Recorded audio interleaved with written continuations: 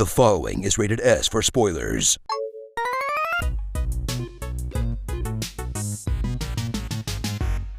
From the developers of one of the most finely tuned open-world games that has ever been made, that kinda got shoved to the background by Breath of the Wild coming out right after it, comes the sequel that finally gives the Horizon series a chance to shine.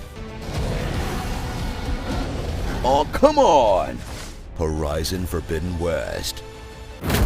Leap into the truly cursed franchise that is Horizon, as Forbidden West comes correct with a revamped open world, chainsaw jaw-dropping visuals, and a brand new array of gun-filled dinosaur robots with an increasingly elaborate narrative to justify them, none of which seems to help their extremely unlucky release timing in the first PS exclusive that might actually make you consider buying one.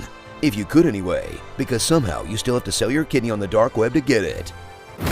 Follow Aloy on the road trip of a post-apocalyptic lifetime as she travels to Las Vegas, San Francisco, and some building in Utah, where you'll navigate through dynamic landscapes filled with lakes to swim through and mountains to scale, where instead of the obvious yellow marked handholds to use, they give you a spaghetti's worth, as cliffs light up like a construction site full of yellow highlights, until it throws you back into the Uncharted thing anytime you're in any sort of important area. Then wiggle around like a ginger dolphin with the new swimming mechanic that lets Aloy explore beautiful underwater ruins with convenient plants to hide in.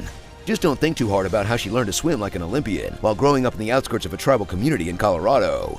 Then do the usual open world thing of discovering chests, uncovering ruins, and doing climbing puzzles, checking off the usual Excel sheet of objectives that would all be a lot more interesting if Aloy didn't solve any challenge you run into before you even had a chance to process it.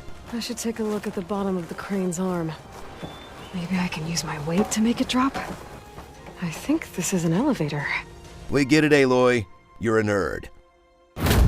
Discover the continuation of one of gaming's most interesting science fiction narratives that at a time of typical tropes and formulaic stories shined as something unique, even if it boils down to a child's fantasy about robot dinosaurs, as the previous game's Terminator-esque End of All Mankind reboots once again.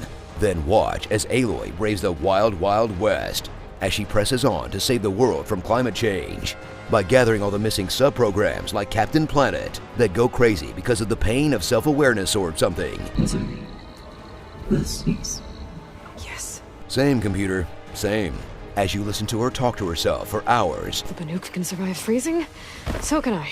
Let's see if I can figure out how that Tanox died. Stuff for the stash. To collect the literal plot devices, all while gaining the respect of the indigenous people by beating them all up, to eventually encounter the Zeniths, a group of space jerks in Mass Effect cosplay who show up and change the entire genre of the game you've been playing for like 4 hours at that point, as you discover that they were just extremely rich people that kept themselves alive for 1,000 years, and the real villain ends up being a mega billionaire with no regard for human life who shot himself into space and looks a lot like Jeff Bezos. Oh, I get it. In a narrative that hasn't lost any of its unique flair and intrigue, partially because it's starting to seem more and more realistic.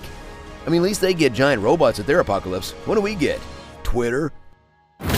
Slide around like you're Marty McFly into a cluster of frenetic robot combat, where you'll sling arrow after arrow in an attempt to bring down all the newly designed Toyota Corollas with legs.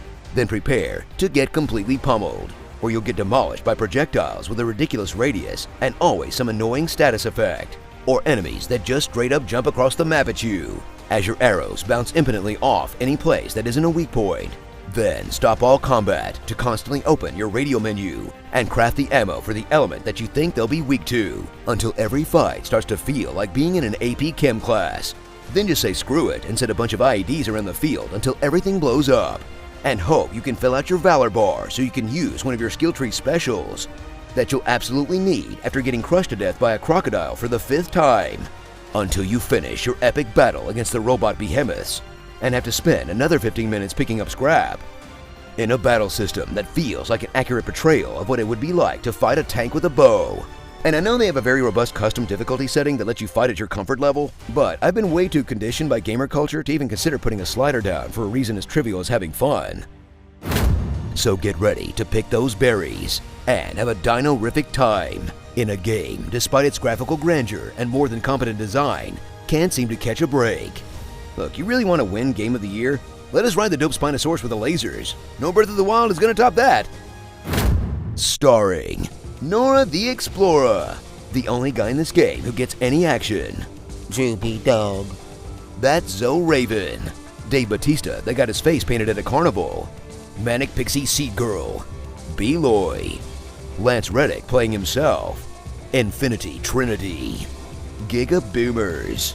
And Zoids. We're back. A robot dinosaur story. Okay, look, I get this game has some great performances, but if I have to listen to the NPCs shout the same 3 lines over and over again, I'm just gonna throw myself into the dino chainsaw mouth.